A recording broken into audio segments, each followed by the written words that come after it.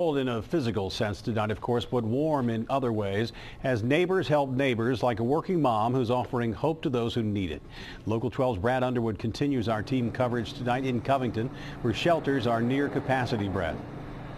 They are. Good evening, Rob. Last night I was told about 70 people slept inside the emergency cold shelter of northern Kentucky here on Scott Street.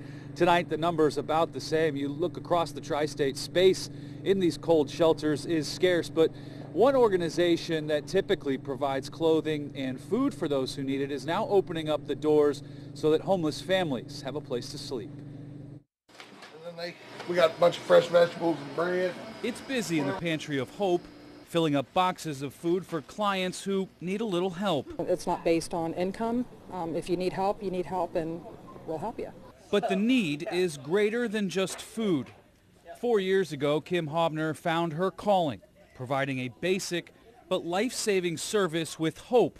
It stands for helping out people everywhere. Dishes, shoes, socks, underwear, scarves, hats, any of the necessity items that we always have plenty of. And those are open to anyone that comes in. They've come a long way from her basement where the operation started. For the past year, this building in Dry Ridge has provided hope and compassion for people struggling to eat, stay warm, and stay off the streets. We do have some that we can put in hotel rooms.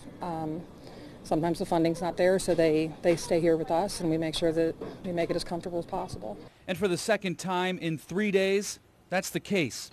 A family of 5 will sleep indoors inside Hope rather than spending a homeless night in a freezing car. They also deliver, providing food to 22 church pantries. Hope is everywhere. We do community outreach for our seniors that are shut-ins. We take them food and hygiene and gifts at Christmas. And there's always room for more. This winter, more blankets, cots, and pillows are in high demand. Now, Hope does have specific hours of operations and certain days of the week that they do provide the meals to those who need it. But Kim made it very clear tonight, if you need help, they are there, and just call them. Now, in regards to this shelter here, there's also another emergency shelter over in Burlington at Camp Ernst that will act as the First Church of Christ shelter as long as it is needed during these cold temperatures. Reporting live in Covington, Brad Underwood, Local 12 News. Rob?